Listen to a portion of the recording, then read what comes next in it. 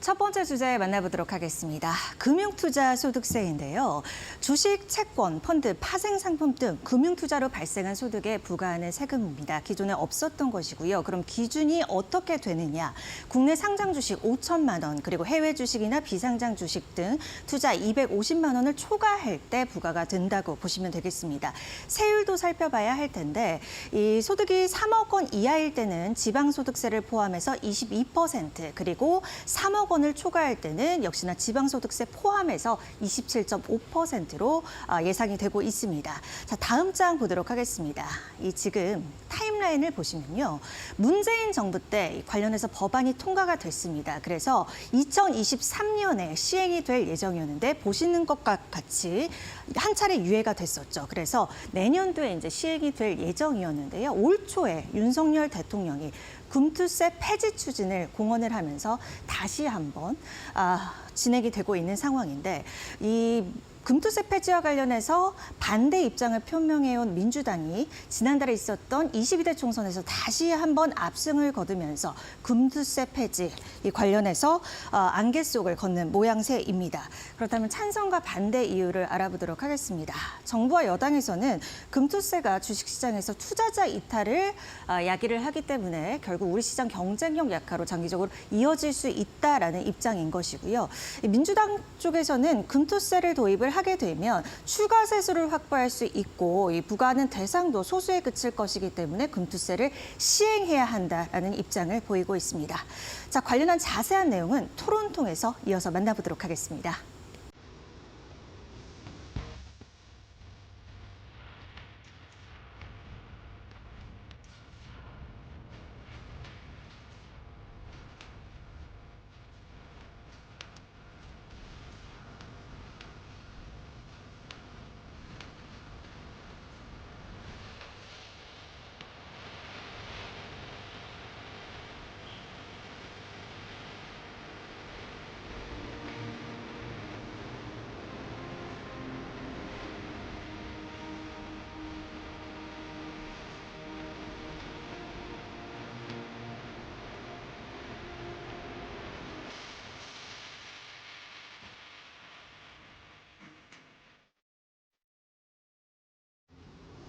네, 첫 번째 주제, 금융투자 소득세입니다. 금투세를 놓고 여야 간 참 이견이 크게 커지고 있는 상황, 합의도 녹록지 않고요. 투자자들도 이제 폐지 청원의 목소리를 높이고 있는데요. 일단 관련해서 한마디 평을 들어보고 싶습니다. 먼저 최웅길 기자부터 발언 기회 드려볼게요. 예. 먼저 주셔서 감사드리고요. 사실 이제 토론이라고 이렇게 이름 붙여졌지만 사실 저도 이 내용을 보면서 지금 금투세는 이대로는 안 된다는 입장이라서 저 박 작가님하고 크게 다르지는 않습니다. 근데 사실 제가 2020년에 금투세가 도입했을 때 기획재정부를 했었고요. 그리고 이제 그 과정에서 국회 처리된 과정을 쭉 취재해 왔고, 그리고 지금 이제 금융위 금감원을 이제 출입하고 있고, 기재부 관련 소식도 이제 건너서 제가 이제 취재를 해본 결과, 이제 과거에는 또 기재부가 그 금투세 도입을 추진했다가 지금은 또 이제 폐지로 가는 상황이잖아요. 그래서 이제 그 경과를 제가 쭉 한번 살펴보면서 그 정부나 어떤 금융당국, 그리고 애초에 도입됐을 때 어떤 게 좀 그 얘기가 나왔는지 그런 내용을 좀 한번 말씀드리고 싶었고요. 그리고 또 그 금투세 관련된 논의 중에 좀 아쉬웠던 거는 이게 폐지냐 아니냐 뭐 그런 걸 넘어서 사실 금투세 그 얘기를 들었을 때 제가 최근에 가장 이제 주목했던 거는 그 유동수 이제 기재위 이제 간사분이 이런 얘기를 하셨어요. 이제 최근에 이제 3선으로 되셔가지고 향후에 이제 뭐 기재위원장을 맡거나 향후에 이제 논의에 이제 주요하게 이제 개입을 하실 수 있을 것 같은데, 세금이라는 것은 그냥 결정되는 것이 아니라 예산안과 같이 논의돼야 한다. 그리고 금투세는 22대 때 논의될 사항이다. 요번에서 저는 한 3가지 정도를 좀 오늘 좀 얘기를 좀 해보고 싶었던 게 뭐냐면, 이게 금투세만 논의되는 게 아니라 국가 재정, 즉 나라 살림과 같이 해가지고 이 금투세가 어떻게 되느냐 그 국면을 같이 좀 논의할 필요가 있을 것 같고요. 두 번째로는 세금 문제 같은 경우에 금투세 말고도 연결된 게 지금 소득세 있고요. 그 대주주 그 양도세 기준 그 부분도 있고 증권거래세를 어떻게 할지 그 내용도 있고요.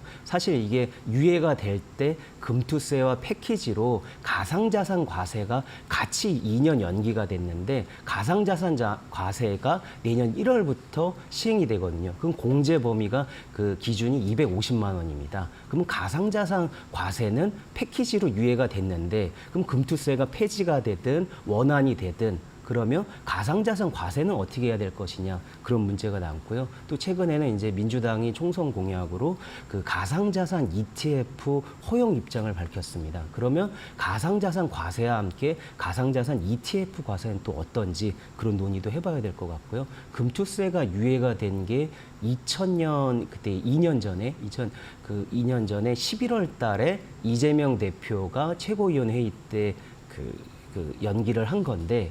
이게 사실 결국 그렇게 보면 아무리 논의를 많이 한다 하더라도 결국 전국이 어떻게 돼가느냐 그 논의에 영향을 미칠 것 같은데요. 네. 제가 오기 전에 민주당 한 분한테 물어보니까 그 윤석열 정권에서 하는 거는 무조건 반대하는 분위기다. 이런 얘기를 해서 이런 금투세처럼 투자자들의 관심이 큰 사안까지도 반대하면서 갈지 그것도 좀 주목해서 봐야 할 포인트라서요. 그런 요런 한 세 가지 지점, 뭐 재정, 뭐 세금 그리고 이제 전국 관련돼서 제가 취재한 내용을 조금 더 말씀드리는 그런 내용으로 오늘 준비해 왔습니다.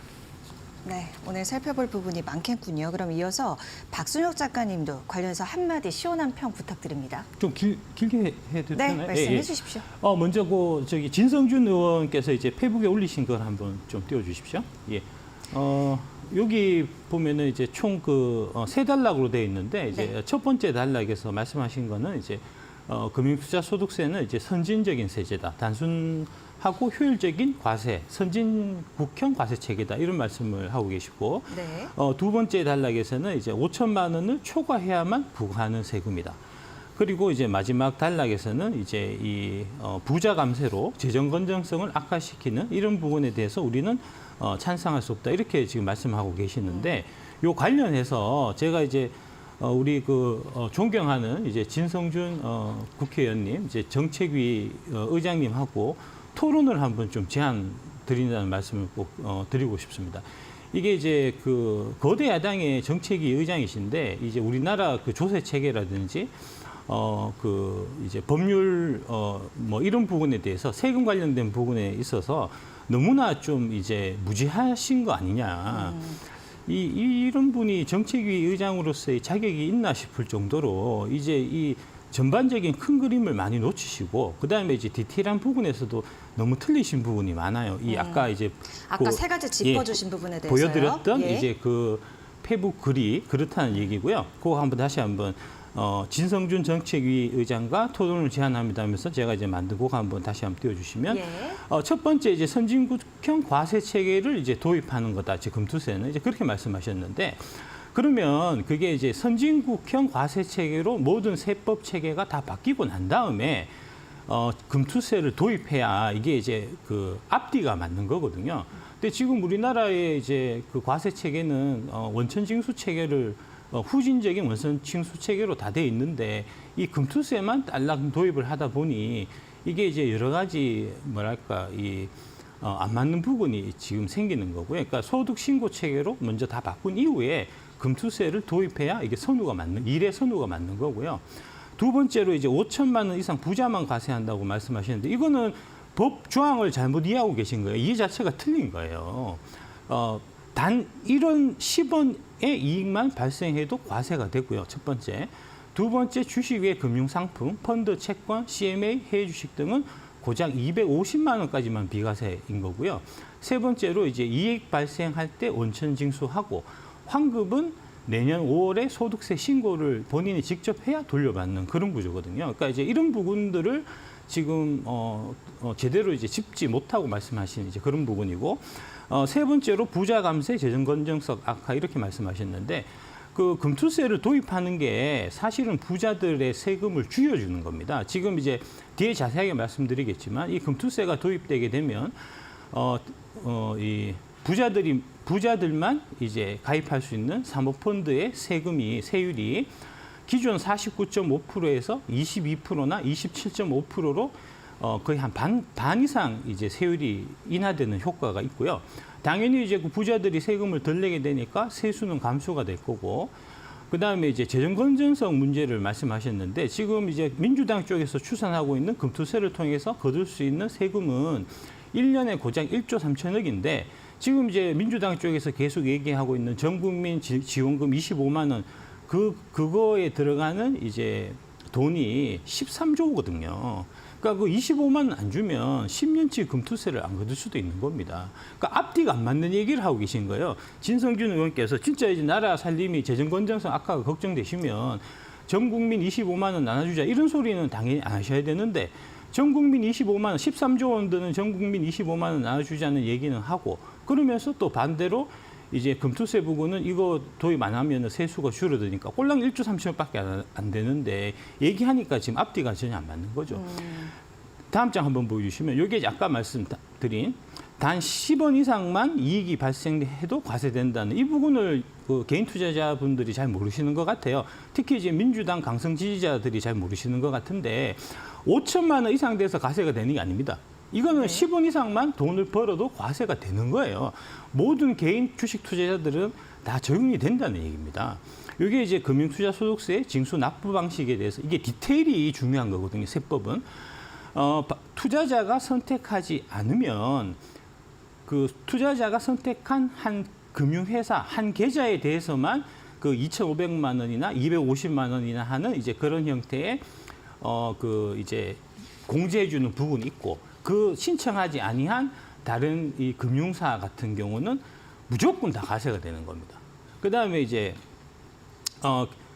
계좌 보유자별로 일단 원천 징수를 해놓고 그게 이제 나중에 뭐 6월 말이나 12월 말이나 이렇게 돌려받는 이제 그런 형태가 되기 때문에 돈이 묶인다는 그런 또 이제 문제가 있는 거고요. 다음 장 한번 좀 또 보여주시면 이게 이제 실내를 제가 한번 보여드리면 해외 주식의 경우에도 원천 징수가 시행되고 이제 상반기에 2천만 원 수익 나고 하반기에 3천만 원 손실 났으면 연간으로는 마이너스 1천만 원이기 때문에 금투세를 단 한 푼도 안 내야 되는데 상반기 2천만 원 발생했을 때 세금이 나가고 하반기 3천만 원 마이너스 난 거의 경우에는 내년 5월에 신고를 해야 돌려받는 이런 구조고요. 그다음에 그 3천만 원 손실 난 그 계좌가 내가 신고한 금융회사에 있던 계좌가 아닐 경우에는 그조차도 못 돌려받는 겁니다. 이제 그런 거고. 다음 장 한번 또 보여주시면 이게 이제 미국의 경우에 이제 장기 보유 혜택도 주고 그다음에 이제 타소득과 정산해서 종합과세가 되기 때문에 이 금융 투자를 통해서 손실이 발생했을 경우에 이제 내가 그 소득세에서 세금이 깎아주는 이런 형태로 이제 진행이 되거든요. 그래서 이제 그런 부분들을 개인이 다 선택할 수 있게 하고, 네. 예, 그 다음에 이제 뭐 여기도 쭉 나오지만 장기 보유 시에 1억 2천 이하는 세율이 아예 없고요. 1억 2천에서 7억 5천까지 세율 15%, 그 다음에 이제 7억 5천 이상은 세율이 20% 이런 식으로 이제 장기 보유에 따른 혜택을 주는데 지금 금투세에는 그런 부분도 전혀 없습니다. 지금 이제 같은 분류과세가 되고 있는 것 중에 부동산 양도소득이 있거든요.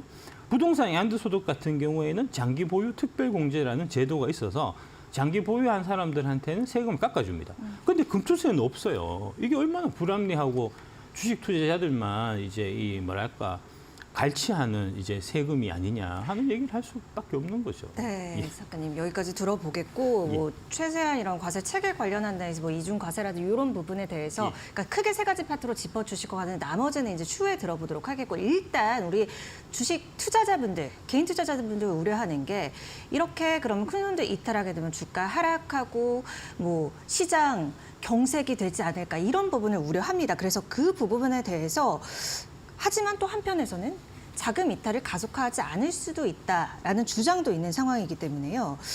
이런 뭐 근거나 배경에 대해서 좀 여쭤보고 싶어요.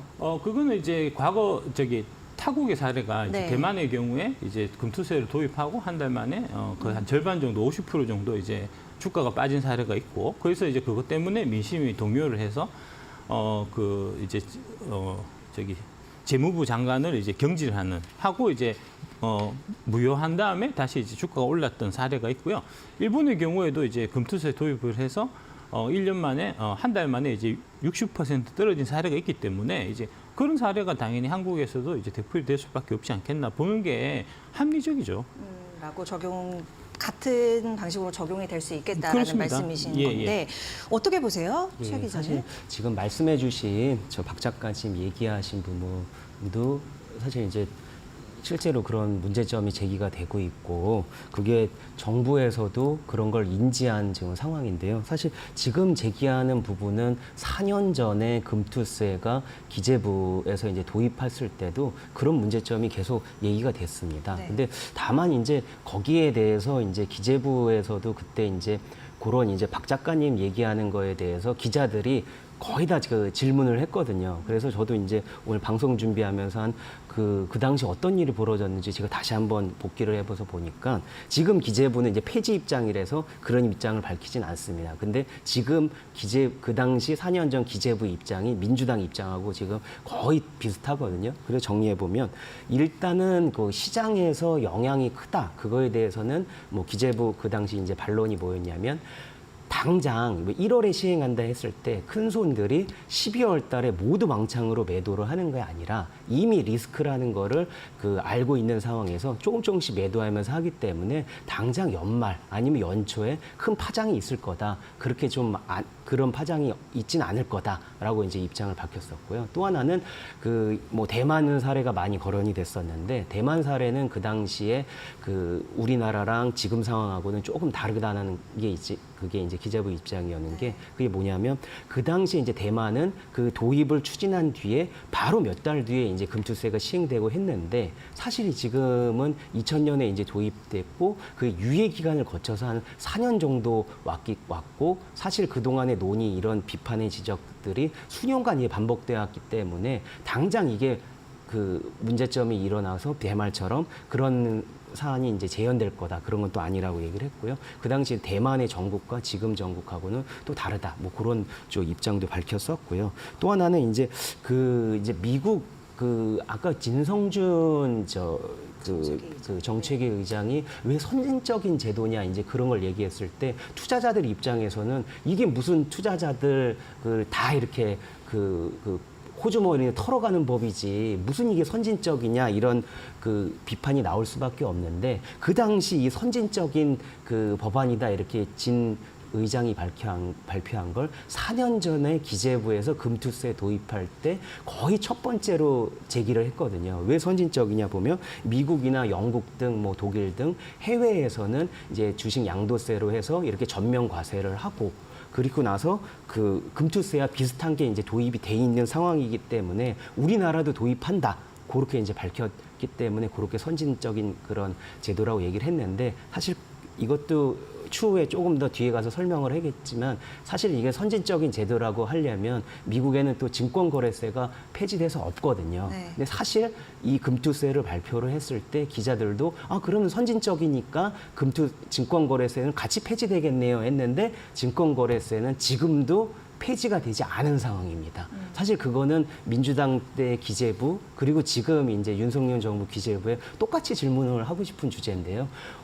정말 선진적인 제도를 도입을 하고 만약 금투세를 폐지를 하려면 다른 나라처럼 미국처럼 증권거래세도 같이 없애는 거를 같이 얘기를 하는 게 논리적으로 맞거든요. 근데 지금 그 당시 민주당 기재부였을 때도 그런 얘기는 없었고요. 그리고 지금 현 정부에서도 증권거래세는 그건 폐지됐냐 그건 또 아니라고 했기 때문에 그 부분에 대해서도 좀 얘기할 좀 대목이 있고요.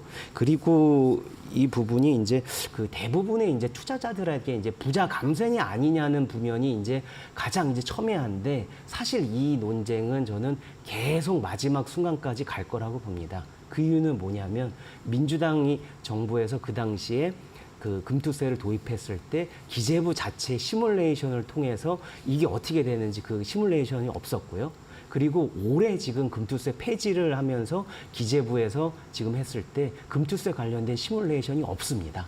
그렇기 때문에 정말 어느 정도 대상에게 과세가 되고 정말 어느 정도 영향이 있는지는 마지막 순간까지 계속 논쟁이 될 것 같은데요. 그래서 제가 이제 왜 그럼에도 왜 부자가세라고 주장을 하는지 그거는 제가 관련된 논문이 하나 있어서 그것만 네. 소개를 해드리려고 하는데 그 송원재 서울시립대 경제학부 교수님과 신우리 한국여성정책연구원 부연구위원이 제시했던 논문인데요. 거기 과세 대상은 2014년에서 2017년을 기준으로 했고요. 그 당시에 이제 주식 투자자의 2%한 9만 명 정도 적용된다고 했는데 그게 2014년에서 17년 기준이니까 2020년 코로나 이후에는 주식 투자자 비중이나 규모가 훨씬 커졌으니까요. 당연히 10만 명 이상 영향을 받을 걸로 보이고요. 근데 그럼에도 전체 투자자를 민주당은 2022년 기준,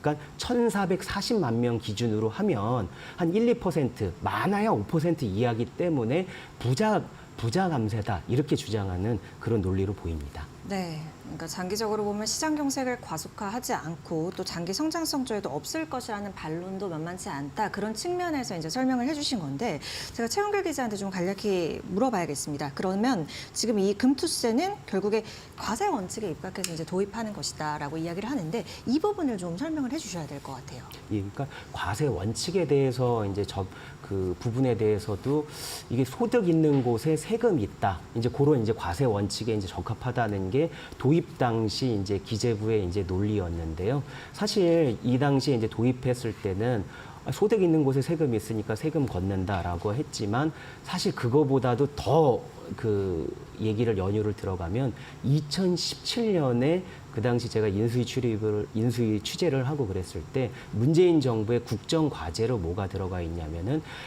주식 등 어떤 불로소득에 대한 과세 강화, 양도소득세 과세 강화 그 부분이 들어가 있었거든요. 그게 뭐냐면, 그러니까는 기존의 어떤 다른 과세, 예를 들면 뭐 근로소득세나 그 부분 유리지갑이라고 해가지고 월급쟁이들한테 바로바로 원천징수 해가는데 왜 주식 투자를 하는 그 당시에 이제 1,000만 명이 안 됐었죠. 근데 아마 500만 명, 그 정도였었는데 왜 이 주식 투자자들 뭐 펀드 투자자들의 경우에는 불로소득인데 왜 과세가 똑같이 안 되냐 그런 게 얘기가 나왔고 문재인 정부 때는 사실 뭐 종부세든 여러 이제 과세 강화 움직임이 많았었잖아요. 그러면서 이제 과세 그게 이제 들어갔고요. 그리고 2020년에 또 뭐가 있었냐면은 그 당시에 홍남기 부총리 때 그때 이제 금융세제 이제 선진화 방안이 이제 발표가 됐는데요. 네. 그때 왜 발표가 됐냐면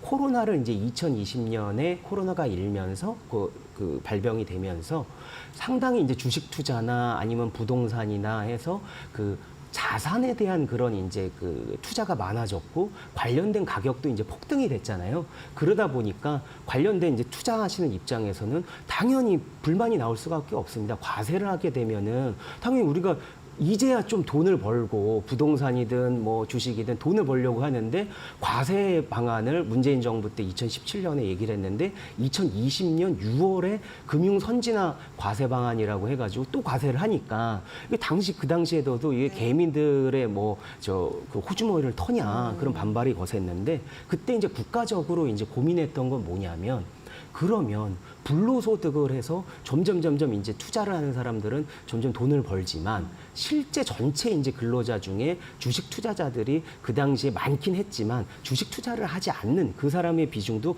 많았거든요. 그러면 점점 자산 격차가 일어나고 그리고 부의 불평등이 점점 심하게 되는데 이런 현상에 대해서는 좀 사회적으로 봤을 때 이게 어찌 시장적으로 보면 당연히 과세를 하면 불만이 있지만 전체 사회적인 양극화를 해소하는 측면에서는 과세를 강화해야 된다. 근데 그 논리 중에 또 하나로 소득 있는 곳에 과세 있다는 원칙을 내세워서 그래서 좀 과세한 측면이 있거든요. 그래서 제가 좀 이 부분을 보면 금투세라는 게 처음에 시작될 때 어떤 취지나 그런 거는 국가 전체적인 운영을 봤을 때 어떤 투자자를 죽이기 위한 그런 의도는 아니라 어떤 악법의 그런 의도는 아니라 전체적으로 봤을 때 어떤 부의 불평등 어떤 자산 그의 어떤 쏠림에 대한 그런 걸 완화시키고자 하는 그런 방식으로 도입이 됐다 해서 명분만큼은 어느 정도 좀 그 평가할 부분이 있지 않나 그런 생각이 듭니다.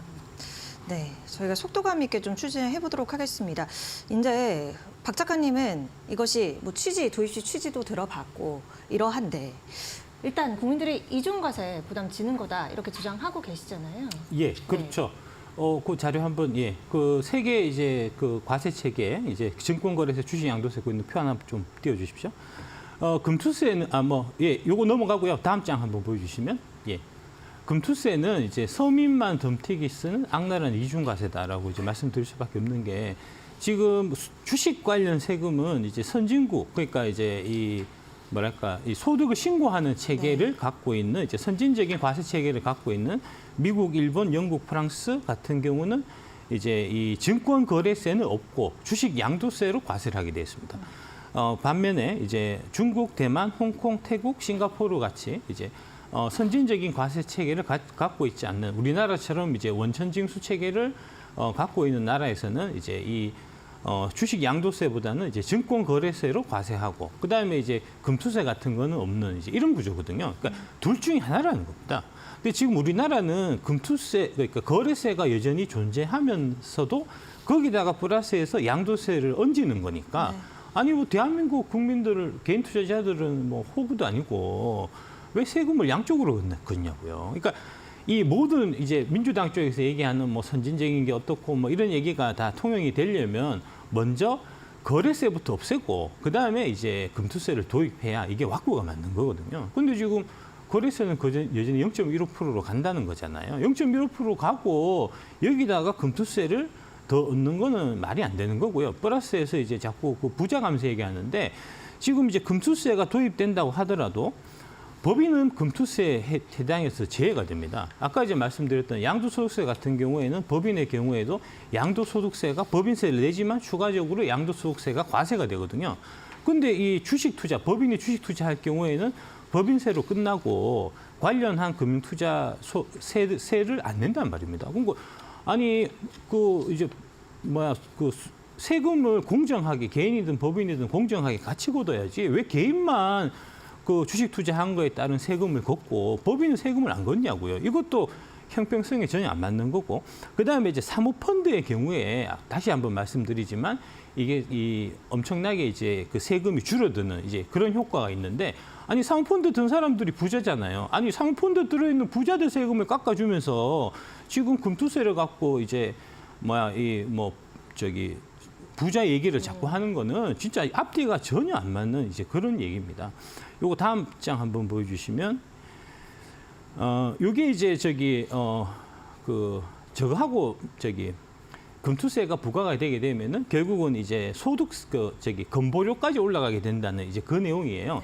23년부터 지금 우리가 내고 있는 이제 의료보험료가 보수 월액보험료 플러스 소득 월액보험료 이렇게 이제 체계로 이제 재편이 됐는데 저 소득 월액보험료라는 건 뭐냐 하면은 이제 여러분들이 직장에서 이제 내시는 직장에서 받는 소득 이외에 별도의 소득이 이제 2천만 원 이상 있을 경우에 그 소득에 대해서 이제 대략 한 8% 정도 이제 이 의료보험료가 추가가 된다는 겁니다. 그러니까 지금 현재 체제로 이제 금융소득세가 도입되게 금투세가 도입되게 된다고 보면 이제 실제로 22%가 아니고 30%고 27.5%가 아니고 이제 35% 이렇게 넘어간다는 이제 그런 얘기가 되고요. 다음 장 한번 넘겨주시면 그래서 이제 주식 투자로 2억 원을 벌었을 경우에 이제 1억 3천에 대해서 쭉 계산해 보면은 매월 87만 4,271원의 건보료 폭탄을 이제 맞게 된다는 거고요.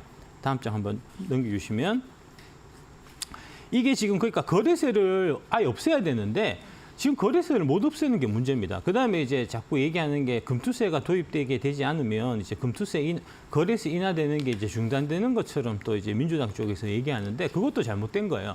지금 거래세는 금투세하고 무관하게 이 세법이 통과가 돼서 이제 23년에 0.2, 24년에 0.18, 25년에 0.15%로 인하하는 걸로 지금 계획이 다 잡혀 있습니다. 법적으로 다 통과돼 있고요. 그래서 거래세가 인하되는 거는 금투세하고 무관한 거고 금투세가 도입하려고 하면은 저 0.15%의 거래세를 거래세를 안 걷어야 되는데 저거를 안 걷을 수가 없는 게 문제가 뭐냐면은 저게 거래세가 아니고요.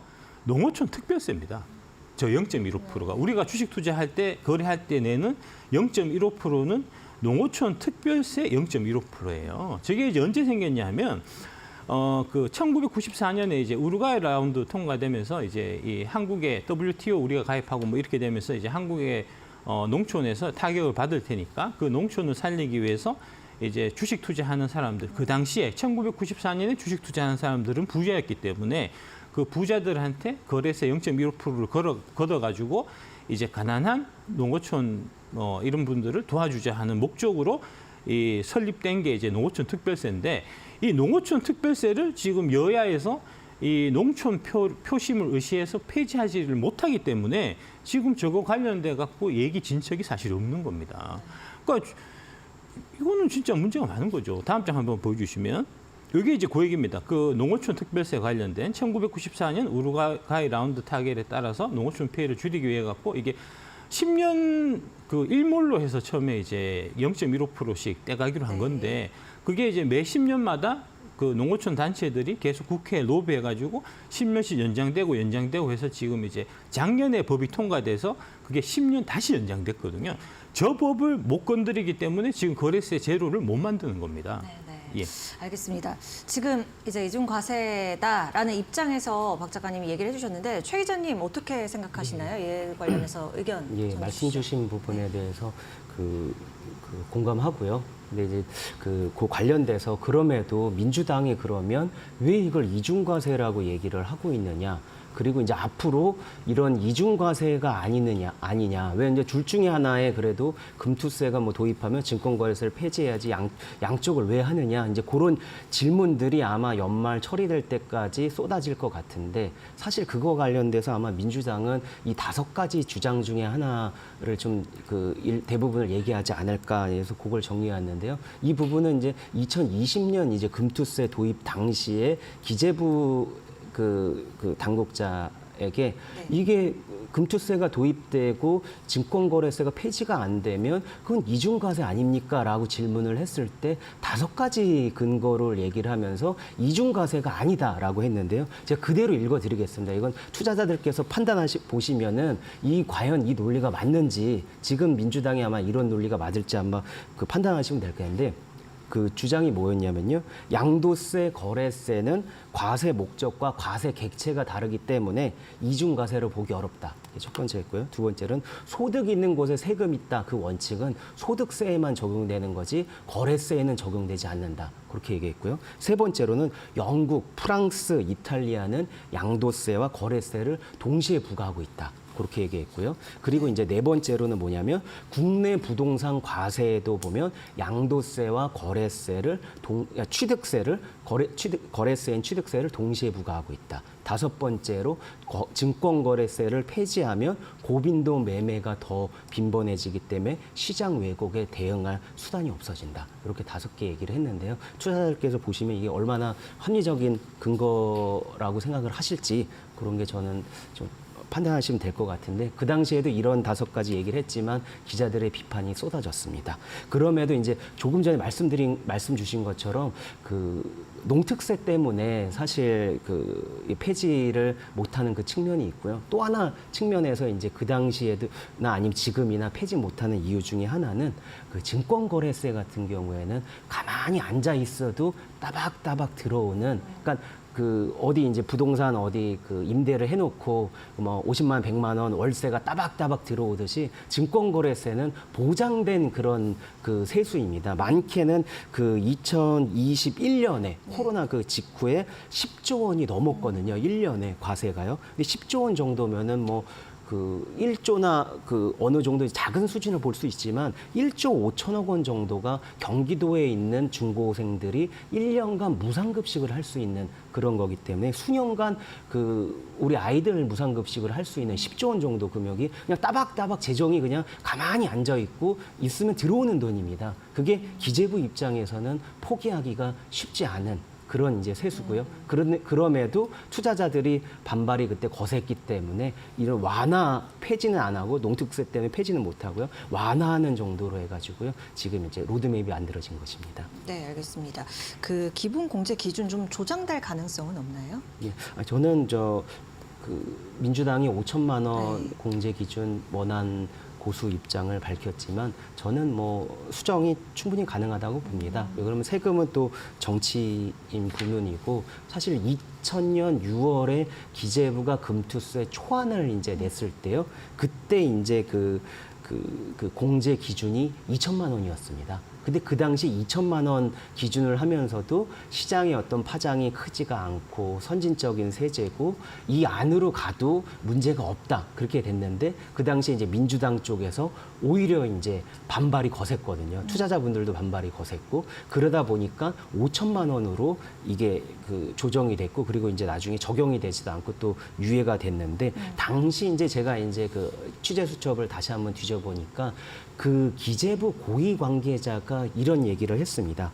양도세 과세 확대가 증시에 어떤 영향을 미칠지가 솔직히 제일 고민이 된다. 그렇게 얘기를 했거든요. 근데 지금 민주당도 비슷한 고민을 할 것이라고 저는 생각하고 있습니다. 원안 고수를 하고 있지만 분명히 이게 그대로 만약에 내년 1월에 5천만 원 과세를 했을 경우에 증시가 진짜 폭락되는 거 아니야? 근데 알고 보면 그 관련된 시뮬레이션 자료 자체가 정부가 한 자료가 없습니다. 그러다 보니까 원안 고수를 주장을 하고 지금 정치적인 입장에서 하고 있지만 속내로는 시장에서 이렇게 반발하고 있기 때문에 어느 정도 좀 타협점을 찾아야 되는 게 아니냐 그런 얘기가 될 것 같고요. 지금 고금리, 고환율에 고물가에 지금 국민들이 상당히 심각하잖아요. 그런 상황에서 재난지원금 식으로 10조 이상의 어마어마한 금액을 지원한다는 입장인데 투자자들 피해를 입히는 그런 원안을 그대로 강행할지는 저는 좀 그 부분은 좀 수정될 여지가 있지 않을까 그렇게 보고 있습니다. 들어봤고 지금 작가님 마지막 좀 금투세 관련 발언이 되실 것 같은데 지금 이제 최 기자 말씀한 거 종합해서 또 예. 전해주실 말씀이 있다면요? 예, 맨 마지막 장 한번 쭉 언급해 주시죠. 현행 원천징수에서 이제 분류과세가 최악인 이유 제가 정리한 거, 그 맨 마지막 하나 전에 이제 자료 하나 좀 띄워주십시오. 첫 번째로 이제 신고한 계좌 하나만 국내 주식 5천만 원이 아니고요, 2,500만 원으로 봐야 됩니다. 그러니까 이제 반기에 이제 원천 징수를 하기 때문에 1년에 5천만 원이지만 실제로 적용되는 거는 반기 2,500만 원이에요. 신고한 계좌 하나만 국내 주식 2,500만 원 이제 허들이 있는 거고 신고하지 않은 계좌는 다 해당이 된다는 얘기입니다. 네. 보통 이제 모든 분들이 금융기관은 하나만 거래하시는 게 아니잖아요. 여기에 있는 금융기관은 이제 증권사, 은행, 보험 이렇게 따로 있는 게 아니고 은행, 증권, 보험, 저축은행 다 통틀어서 전 금융사를 통틀어서 딱 하나만 이제 지정할 수 있는 거거든요. 그러니까 펀드 같은 거를 은행 쪽에 들어갔고 거기서 수익이 발생했다. 그거를 신고를 안 했으면 그러면 그거는 거기서 100만 원이 나든 200만 원이 나든 다 이 금투세에 이제 해당이 되는 이제 그런 거고요. 그다음에 해외 주식, 채권, ELF, ETF, ELS 등등 파생 같은 이런 것들은 이제 125만 원에 불과하다는 이제 그런 거고. 두 번째는 이제 종합과세로 이게 분류가 되면 다른 소득에서 이제 손실이 상계가 됩니다. 그러니까 내가 금융 투자를 통해서 주식을 오래 투자를 잘못해 갖고 손해를 많이 보면 그러면은 이제 월급에서 나가는 세금을 이제 절약할 수 있는 미국은 다 그렇게 돼 있거든요. 근데 우리는 그게 종합과세가 아니고 지금 분류과세이기 때문에 금융소득 내에서만 상계가 되고 결국 저렇게 체계를 만들어 놓으면은 저 혜택을 가장 많이 보는 거는 이제 종합과세일 때 49.5%의 세금을 내던 사모펀드 수익자들이 분류과세를 적용받아서 22%나 27.5%만 내게 되는 그러니까 사모펀드만을 위한 이게 세법 개정이 되는 거고요. 그다음에 세 번째로 이게 이제 이익 발생한 게 올해 법이 통과되면 25년부터 통과되면은 25년 이후에 발생한 이익에 대해서만 과세가 돼야지 원래는 정상인데 이게 이제 전산 처리상으로 그게 불가능해요. 그래서 25년부터가 아니고 당신이 사서 갖고 있는 시점부터 발생한 이익에 대해서 세금을 이제 내는 형태가 되기 때문에 여러분들이 지금 갖고 있는 주식들 같은 경우에 금투세가 통과됐을 때 25년 되기 전에 24년 연말에 이거를 다 이제 매도해야 되는, 반드시 매도해야 되는 이제 그런 결과가 생기기 때문에 이게 연말 주가 하락을 이제 불러올 수밖에 없는 이제 그런 구조가 되고, 그다음에 전체 포트폴리오 상에서 내가 한 1억 정도 손해를 보고 있다고 하더라도 그 개별 종목 단위로 이익이 발생한 거는 일단 무조건 과세가 들어가기 때문에 평가 손실 1억이 나 있는 상태라도 1,000만 원 이익 난 거 주식을 팔게 되면은 그 주식에 대해서 과세가 되니 이거는 너무 불합리한 거죠. 이제 그런 네. 말씀드리겠습니다. 알겠습니다. 자, 지금 최영일 기자 이제 마무리 언급을 좀 해주세요. 예, 마지막으로 요 부분 한 부분도 말씀드리려고 하는데요.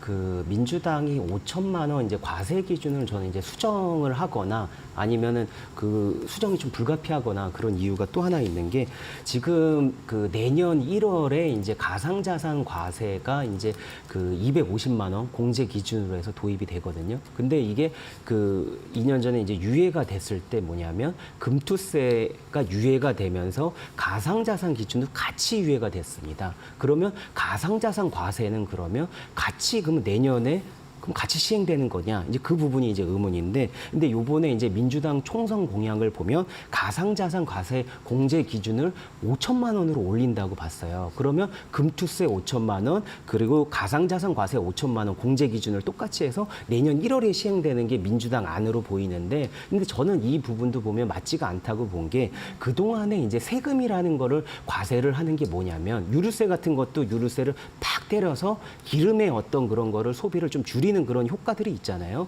그러니까 리스크를 좀 그 리스크가 있는 곳에 조금 더 과세를 많이 하고 그 소비를 줄이고 그런 것이 있는 것처럼 가상자산 과세에 대한 공제 기준이 과거에는 한 250만 원, 그렇게 그 주식은 5천만 원 이렇게 격차가 있었던 게 뭐냐면 가상자산은 좀 더 리스크가 크기 때문에 주식보다 공제 기준을 낮게 만들어줬거든요. 근데 민주당 안제로 내년 1월에 똑같이 5천만 원씩 하다 보면 그럼 만약에 이제 올해 하반기나 내년 초에 금리가 인하가 되고 코인이나 주식 투자를 하게 됐을 때 투자자분들이 똑같은 어떤 돈이 있을 때 코인이 좀 더 많이 오르니까 공제도 똑같은데 코인 쪽을 더 많이 가잖아요. 그러다 보면 당연히 리스크 문제로 해서 폭락하는 경우도 있겠고, 그러면 그 투자자 피해가 더 많이 일어날 수도 있기 때문에 그 부분은 다르게 하는 게 맞거든요. 근데 지금은 민주당은 같이 하는 걸로 만들어내고 있습니다. 그래서 이 부분에 대해서 개정이 필요하고요. 또 하나는 그러면 내년에 그러면 그 기재부에서 금투세를 폐지한다고 했는데 그럼 내년 1월에 그 가상자산 250만 원 그 과세는 어떻게 해야 될지 그게 얘기가 나와야 되거든요. 근데 그거에 대한 구체적인 그 내용이 네. 나오진 않고 있습니다. 네. 그래서 그 부분도 7월 세법 개정안에 나올 것 같은데요. 그 부분이 어떻게 설정화되는 건지 그것도 좀 지켜봐야 될 것 같습니다. 가상자산 과세 관련해서 제가 하나만 좀 더 말씀드리겠습니다. 이게 이제 가상자산의 경우에는 지금 어떻게 되어 있냐면은 이게 이제 기타 자산, 무형자산으로 지금 세법 체계상 분류가 되어 있어요. 그래서 이제 무형자산의 경우에는 무형자산 양도소득세에 대해서는 필요경비 60%를 인정을 해줍니다. 그러니까 예, 그래서 이제 만약에 주식을 여러분들 주식에서 발생한 이익에 대해서 이제 20% 세금을 내게 된다고 하면 가상자산을 통해서 발생한 이익에 대해서는 20%가 아니고 60% 필요경비 공제를 해주기 때문에 실제로는 이제 0.4 곱하기 20%에서 8%만 세금을 내요. 그러니까 이게 지금 이 구조가 통과가 되면 이제 특히 젊은 투자자들한테는 주식하지 마라. 가상자산 투자해라라고 국가가 나서서 권장하는 거하고 지금 마찬가지 이 법안이다 이런 말씀드리겠습니다. 하나만 저 관련해 네, 예, 첨부해 하나만 빨리 주시고요. 얘기 네. 말씀드리면 또 저 박 작가님 말씀에 공감을 하고요. 또 하나는 또 있는 게 그러면 가상자산 ETF가 출시가 되면 어떻게 해야 되느냐. 민주당은 출시하는 법안을 추진하겠다고 얘기를 했거든요. 근데 이제 그 지금 현재 금융위 입장에서는 그거는 그 불허하는 그런 입장인데 그럼 만약 가상자산 ETF가 왔을 때 그거에 대한 과세는 가상자산 과세 쪽으로 갈 것인지 할지 아니면 주식 과세 쪽으로 똑같이 할지 그 부분에 대해서도 구체적인 과세 내용에 대해서는 얘기 나온 게 없기 때문에 그 부분도 같이 종합적으로 좀 고려했으면 좋겠습니다. 네, 알겠습니다. 자, 이어서 그 공매도 관련해서는 저희가 한마디씩만 좀 전해 주시면 좋을 것 같아요. 일단 뭐 박 작가님은 당국에 당부하고 싶은 점이 있으실 거고 최용길 기자는 이제 취재를 하면서 지금 이 불법 공매도 척결하겠다라고 내놓은 이 진행 상황에 대해서 언급을 해주시면 좋을 것 같거든요. 먼저 최용길 기자 발언 기회 드립니다. 예, 우선은 이제 불법 공매도 관련돼서는 이제 저도 이제 관련된 취재를 이제 중점적으로 한 게 지난 이제 그 3월 달에 1차 토론회에서 이제 박 작가님하고 정의정 이제 대표님이 관련돼서 이제 지적한 이제 조사에 대한 게 이제 뭐 초단타 매매, 하이 프리퀀시 트레이딩 관련된 어떤 불법 의혹과 관련된 부분, 그리고 유동성 공급자 LP의 어떤 공매도 관련된 어떤 불법성이나 시장 교란 그 부분에 대해서 이제 공개적으로 이제 지적을 해주셨거든요. 그 부분에서 이제 금감원에서 이제 조사를 하고 있고 현재로서는 결과가 나오지 않고 있는데 그 부분이 언제 나올지가 이제 주목되는데요. 그러니까 지난달 25일 날 이복현 원장이 기자들과 만나가지고요. 그때 이제 기자들이 이제 저거를 질문했습니다. 공매도 그러면 조사 관련돼서 어떻게 얘기가 되느냐라고 하니까 우선은 글로벌 IB 공매도 조사 관련돼서 네. 5월 중으로 조사 결과를 먼저 이제 그 발표를 할 것이다 했는데 그 발표가 될 때 이제 박 작가님하고 정 대표님이 이제 그 지적을 하신 그 부분의 조사건에 대해서도 같이 좀 얘기가 될 것으로 보입니다. 네, 알겠습니다. 자, 당국에 당부하고 싶은 말씀 마지막으로 좀 짧게 부탁드리겠습니다. 작가님. 예, 요거 마지막 그 장표 하나만 좀 띄워주십시오. 네. 총 공매도 관련해서 이제 해결해야 될 과제는 많지는 않고요. 딱 4가지입니다. 첫 번째 이제 무차익 공매도를 근절해야 되고 이제 관련해서 지금 그 전산 이제 뭐 발표를 하셨는데 조금 좀 미진한 부분이 있는 것 같고 이제 그건 앞으로 좀 더 이제 추가 과제로 해야 되고 두 번째는 이제 무기한 공매도 그러니까 3개월 단위로 공매도를 하고 그거를 이제 계속해서 연장 가능한 형태로 돼 있는데 연장 무제한 지금 돼 있는 거는 나중에 시정돼야 될 부분이고요. 그 다음에 세 번째로 무제한 공매도해서 이제 지금 레버리지 비율이 20배인데 이거 너무 과도합니다. 축소돼야 되고 그 다음에 네 번째로 대차와 대주 시장이 통합돼야 됩니다. 이제 공매도 개인 비율이 일본의 경우는 30%인데 한국은 1%밖에 안 돼요. 저게 이제 대차 시장, 대주 시장 이렇게 구분해서 대차는 외국이나 기관이 하고 대주는 개인이 하고 이런 형태로 이제 이원화돼 있기 때문에 그런 거거든요. 그러니까 저 시장을 통합을 해서 개인들도 기관들하고 같이 외국인들하고 같이 좀 이제 뭐랄까 프리하게 자유롭게 공매도를 이제 할 수 있는 이제 그런 시장 환경을 만들어야 된다. 그런 말씀드리겠습니다. 네, 오늘 1시간 동안 얘기 나눠봤습니다. 두 분과는 여기서 인사 나누겠습니다. 고맙습니다.